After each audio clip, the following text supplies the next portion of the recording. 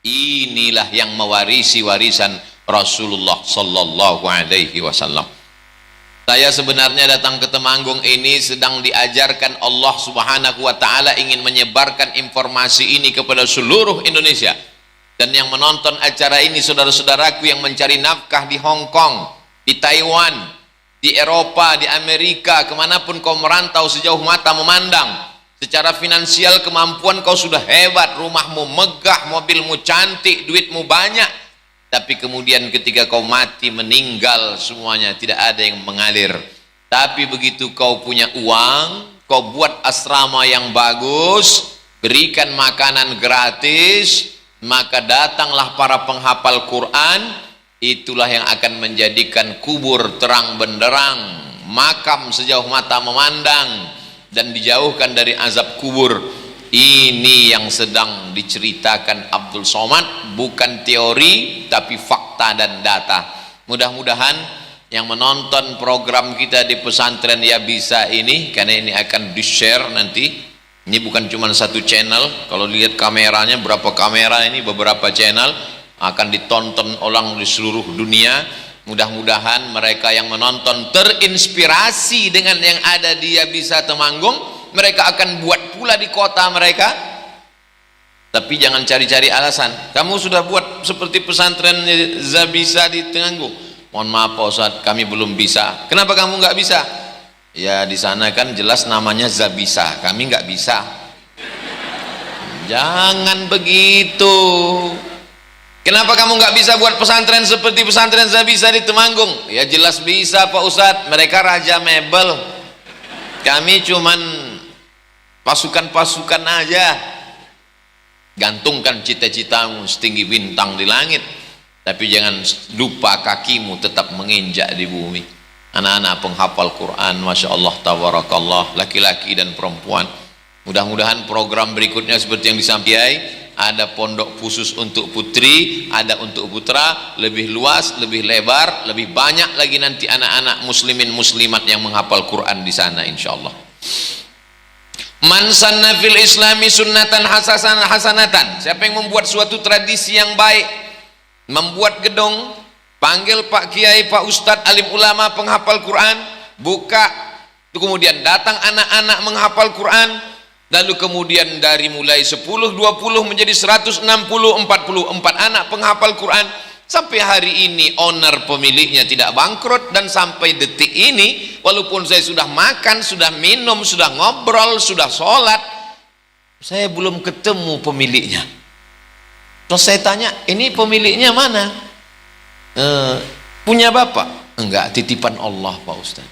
Masya Allah, betapa malunya kita, pesantren semegah semewah sudah berhasil dikatakan titipan Allah, sementara tempat lain tanah kosong semak ditulis besar-besar baleho, milik Bapak Anu, milik Dr. Andus Anu, milik Insinyur Anu. Rasanya kalau saya punya uang, saya mau buat baleho lebih besar lagi, dari ujung sana ke sini, titipan Allah Subhanahu wa ta'ala.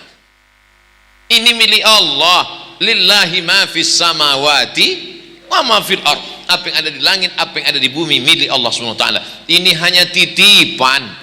Dari Temanggung ada pesan untuk pebisnis-pebisnis yang punya toko-toko, yang punya usaha-usaha, yang punya rumah makan. Berapa kalian sanggup menerima? Kalau Zabisa Temanggung bisa menerima 160 anak, maka kalian bisa 100, alhamdulillah. Nggak bisa 150, maka itulah yang akan mengalir. Iza matal insan, kalau manusia mati, inqata'ah, putus. Tapi ada yang tidak putus. Apa dia? Tiga-tiganya ada di sini. Yang pertama, shadaqatun jariyah, wakaf, mengalir. Setiap anak mengulang hafalan Qur'annya satu hari 2 juz.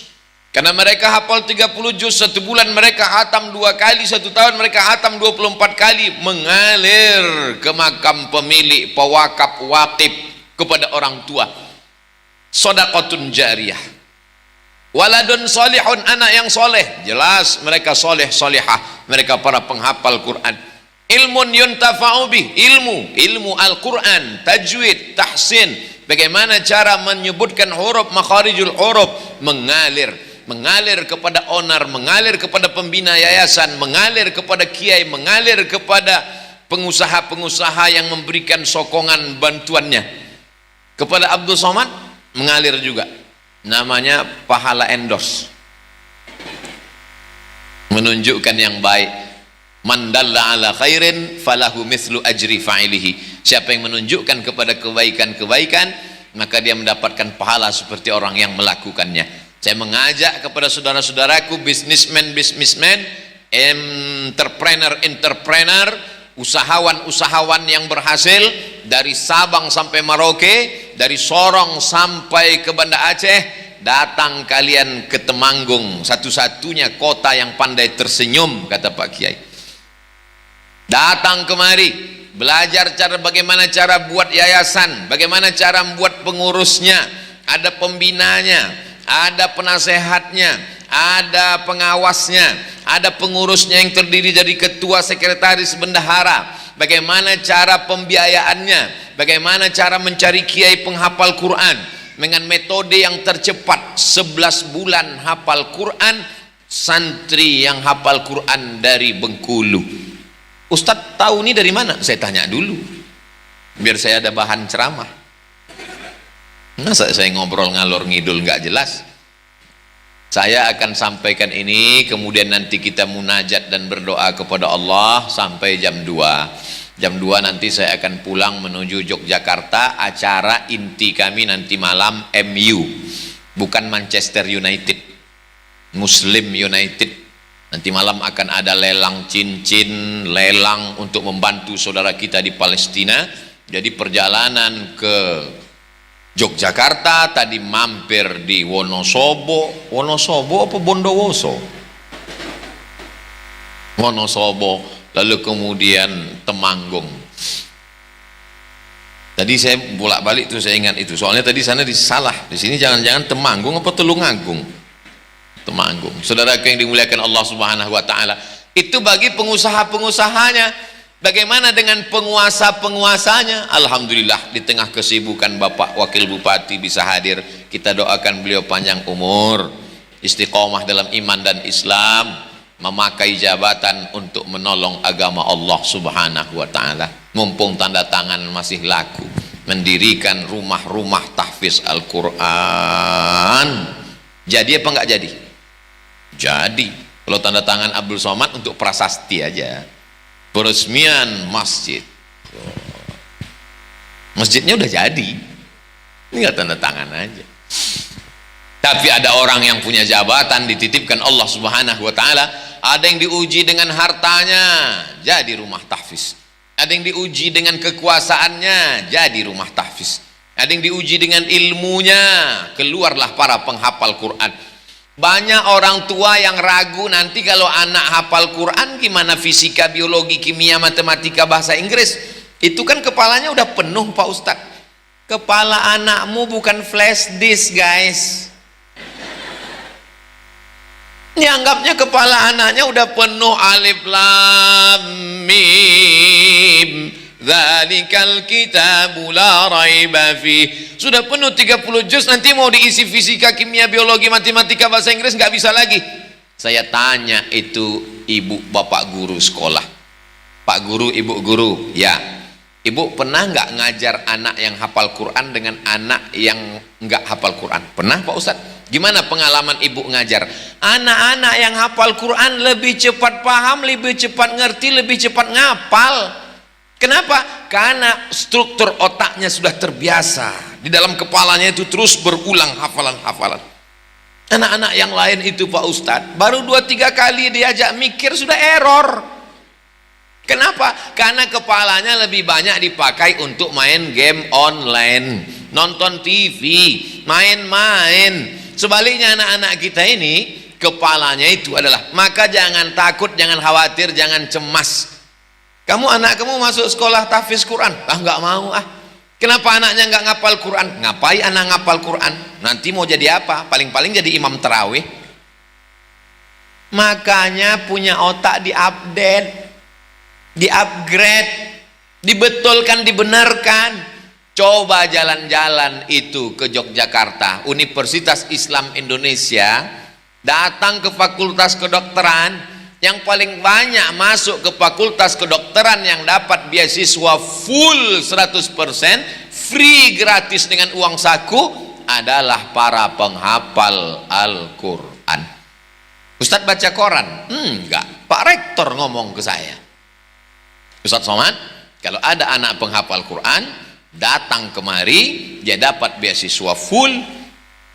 Emangnya kalau dia sudah hafal Quran bisa dia jadi dokter spesialis? Iya, ternyata otak manusia yang menghafal Quran itu senantiasa hangat, dan para penghafal Quran nggak pikun, mudah dia mengingat, karena ketika dia menghafal Quran, dia hafal pojok-pojok Al-Quran itu, satu surat, satu halaman, yang pojok ini atas kalimatnya ini ada ainnya, dia hafal semua. Sehingga kalau anak-anak ini disuruh pejam mata, yang nampaknya kelihatannya adalah surat-surat Al-Fatihah, Al-Baqarah, Ali Imran, Al-Nisa, Al-Maidah.